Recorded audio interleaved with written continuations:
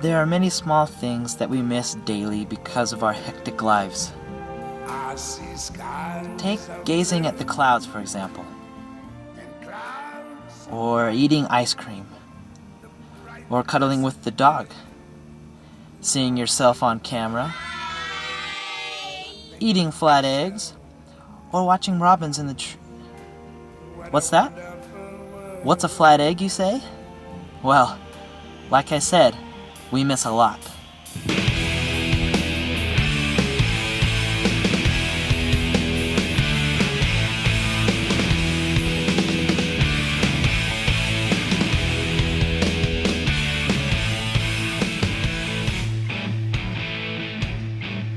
My name's Dale Winterton. I am almost 50 years old, and I can make a mean flat egg. A perfect flat egg is an egg gently cracked into a pan, salt and pepper, it's cooking in butter, gently flipped over so that both sides, the white is cooked through and through, but the yolk is still soft or gushy as we refer to it. What I need to cook these flat eggs is really quite simple. I need a stove, a Teflon coated pan, a spatula with a Teflon coating on it as well. Egg. Now the eggs, of course, need to come from the most freshest source. You need butter, of course, salt, and pepper.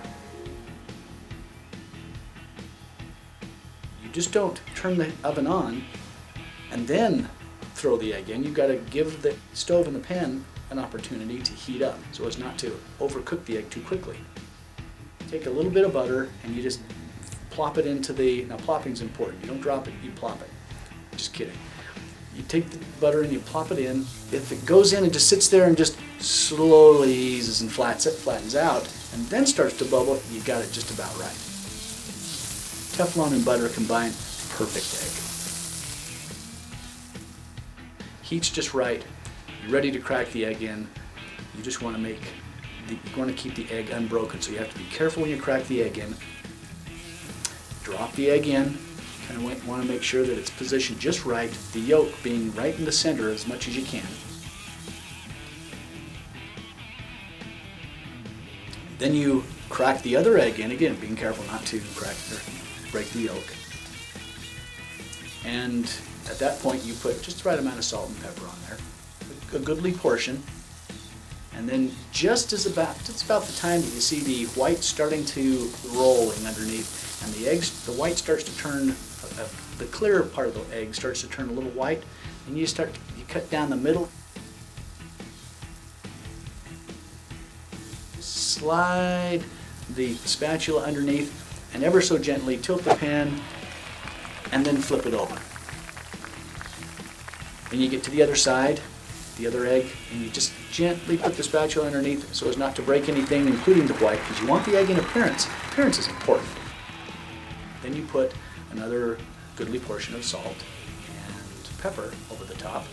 And you gotta understand too, at this point the butter is still on the outside because the outside of the egg has pushed the butter on the outside of the pan. Once you've seen that most of the egg, the white of the egg has turned a no longer clear white, you then start to gently slide the egg around so as to make sure that all the butter is absorbed and used, and all the salt that's on the excess will be there. So it's just the entire egg has butter and salt and pepper.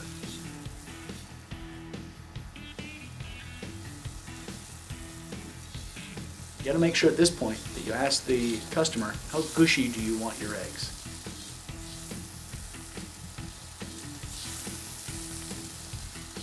And it just slides out of the pan, butter following, perfectly seasoned. And that's the perfect egg. You've heard the phrase stop and smell the roses. Well, you need to stop and smell the egg. You need to see the egg. You need to look at how much it's developed and improved and evolved over time. Get back to basics. It's that simple. We sometimes get so busy that we forget the simple things. I've just found that I liked them, and I've just found myself going, "Wow, these are really good." there's so much pleasure to be derived in something that can be fixed so quickly with such ease and receive such a wonderful bonding experience between the cooker and the eater. That's pure enjoyment. 15 minutes later, you've got this incredible egg and someone that's enjoying it. I mean, what's not to like? I see skies of blue, Whether it's shooting hoops, clouds of eating a sucker, the bright blessed hugging your twin, or eating flat eggs, we all should get back to basics to see what a wonderful world we live in. what a wonderful world. Yes, I think to myself, what a wonderful